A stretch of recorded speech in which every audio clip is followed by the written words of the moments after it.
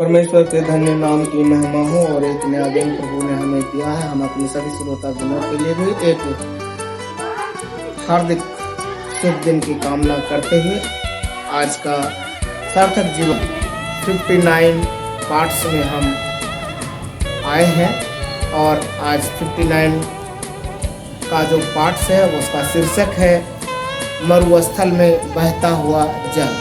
और स्थल में बहती हुई जलधारा के विषय में हम मनन करेंगे।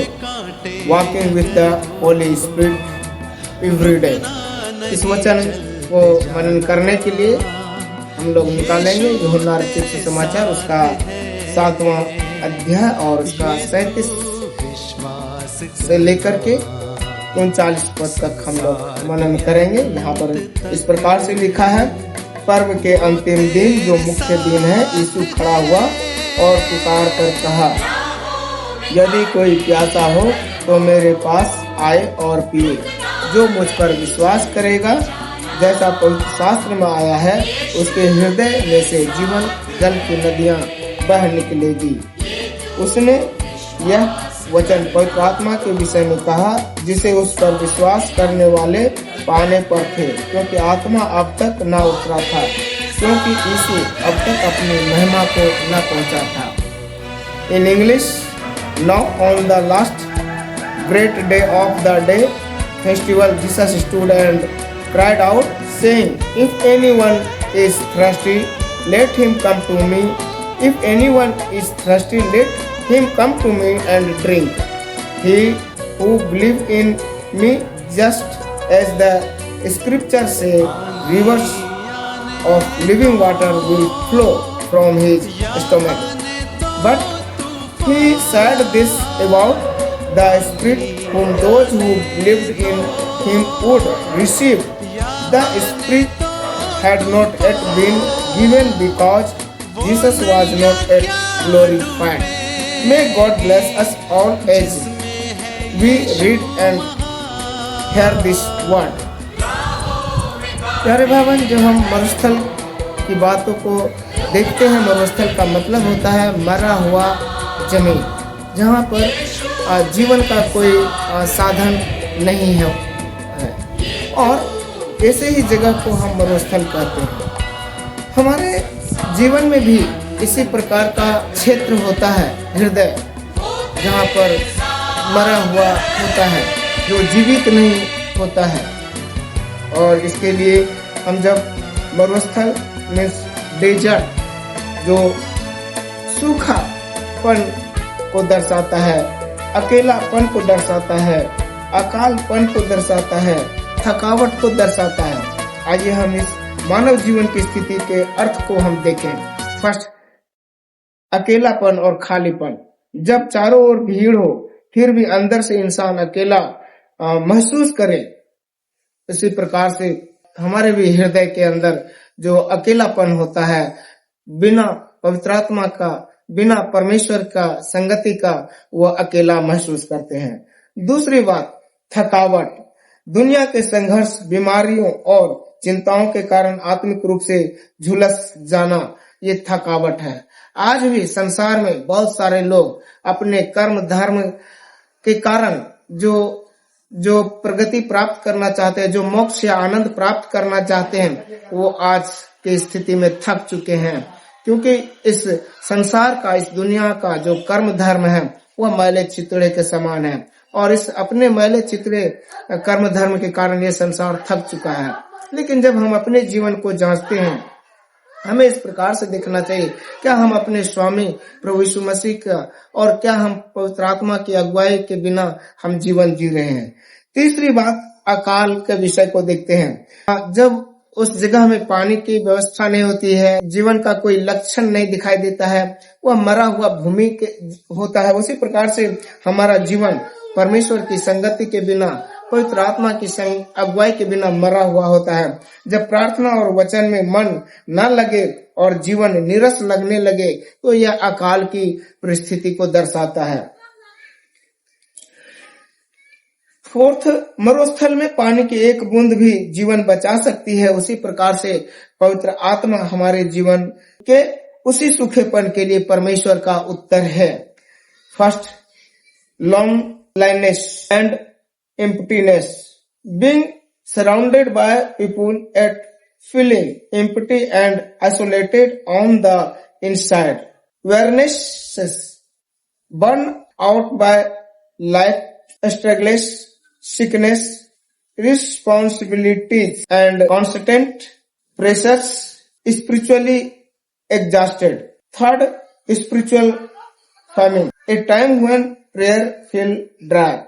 The word no longer stress the heart and life seem spiritually dry and dull. In the desert, even one drop of water can save a life. The Holy Spirit is God's answer to the dryness of our lives. Second, जलधारा की विशेषता।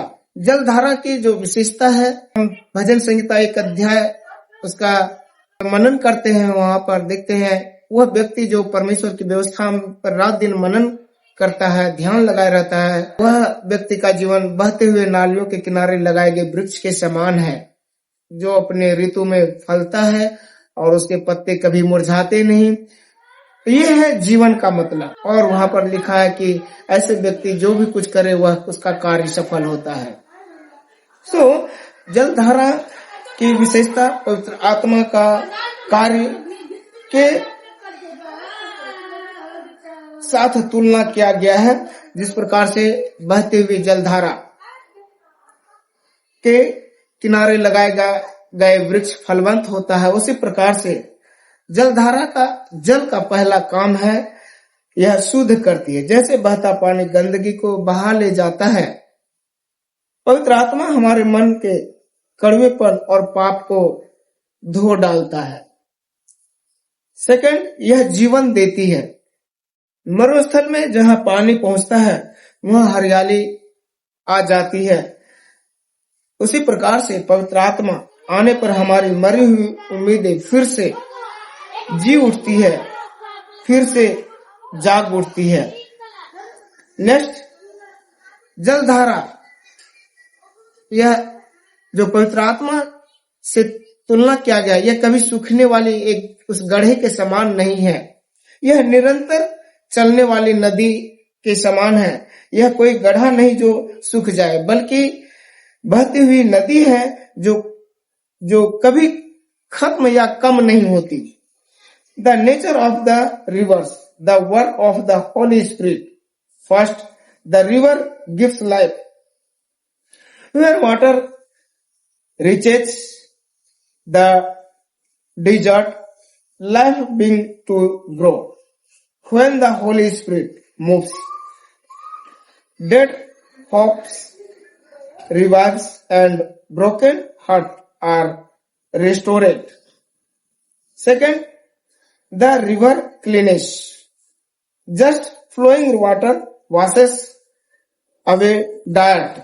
The Holy Spirit cleans our hearts from bitterness, guilt and sin. Third, the river is continuous. This is not a stagnant pool that dries up, but a continual flowing river, never ending, never exhausted.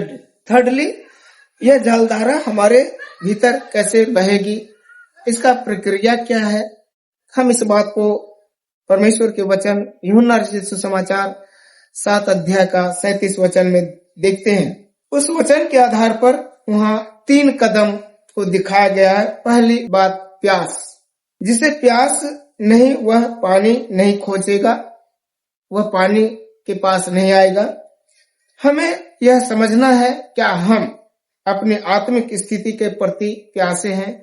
क्या हम परमेश्वर की संगति के प्रति प्यासे हैं? क्या हम सच्चे मन से उस सच्चे प्रभु का खोजी हैं? दूसरा, आना, कम। यीशु ने कहा, मेरे पास आओ। धर्म या रस्मों के पास आने के लिए यहाँ पर इस बात को नहीं बताया गया, बल्कि जीवते परमेश्वर प्रभु यीशु मसीह के पास आना बताया गया है। तीसरा, विश्वास, बिलीव। जब हम विश्वास करते हैं तो पवित्र आत्मा हमारे अंदर निवास करता है और एक सोता बन जाता है जो कभी सुखता नहीं, हमारे जीवन को सुखने नहीं देता, हमारी आशा को मरने नहीं देता, हमारे निराशा मन में भी एक जीवित आशा भर देती है। How will this river flow from with in us? The process based on the John 7th chapter verse 37. Jesus gives us 3 clear steps. First, thirst. Those who are not thirsty do not seek water. Are we aware from our spiritual needs? Do we truly hunger for God? Second, come. Jesus said, come to me, not to religions, not rituals, but to the living Christ. Third, believe. When we believe, the Holy Spirit come to dwell within us. We no longer depend on external sources. We become a living sources ourselves. Fourth, व्यवहारिक प्रभाव। जब मरुस्थल फलदायक बन जाता है, यशायाह उसका 43 वर्ष 19 में हम देखते हैं, वहां वचन में इस प्रकार लिखा है, देखो मैं एक नई बात करता हूं, वह अभी प्रकट होगी। मैं जंगल में एक मार्ग बनाऊंगा और निर्जल देश में नदियां बहाऊंगा। जब पवित्र आत्मा बहता है तो हमारे स्वभाव में बदलाव आता है। जहां गुस्सा था वहां शांति बहने लगती है, जहां निराशा थी वहां आनंद की धारा फूट पड़ती है और हमारे जीवन में एक आशा की उम्मीद जग जाता है। यशायाह chapter 43 verse 19, See, I am doing a new thing, I will make a way in the wilderness and river in the desert. When the Holy Spirit flow, anger turns into peace. Second, hopelessness turns into joy. Third, weaknesses turns into strength. Fourth, dry religions turns into living relationship. प्यारे भाई बहन, Israel के दक्षिण में Negev नामक एक मरुस्थल जगह है। वहाँ सालों भर सूखा रहता है, वहाँ कोई पेड़ पौधे फलवंत नहीं होते हैं। लेकिन जब पहाड़ों पर बारिश होती है तो अचानक सूखी हुई वादियों में पानी का तेज धारा बहने लगती है। जो जमीन कल तक फटी थी, सूखी थी, बंजर थी, वह कुछ ही घंटों में घास और फूलों से भर जाती है। हमारे जीवन का मरुस्थल कितना भी पुराना क्यों न हो, जब हम पवित्र आत्मा की अगुवाई में चलते हैं, पवित्र आत्मा की बातों को सुनते हैं, प्रभु यीशु मसीह की संगति में रहते हैं, तो पवित्र आत्मा की एक लहर हमारे उस मरुस्थल रूपी हृदय को बगीचा बनाने के लिए काफी है। In southern Israel lies the Negev desert, it remains dry most of the years, but when rain falls on the distance mountain, suddenly water races through the dry valley. Land that was cracked and lifeless just hour earlier become green with grass and flowers. No matter how long your desert season has lasted, one wave of the Holy Spirit is enough to turn it into a garden. Do not settle for survival in the desert. Jesus offers rivers, not drops. Come drink and let the Holy Spirit flow through you. Thank you so much for that listening.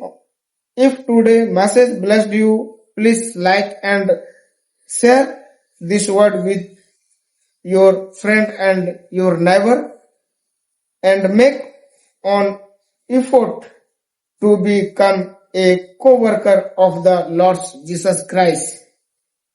May God keep you away from all troubles and grant your eternal joy, eternal peace and eternal life. God bless you all. Thank you. जय मसीह. धन्यवाद.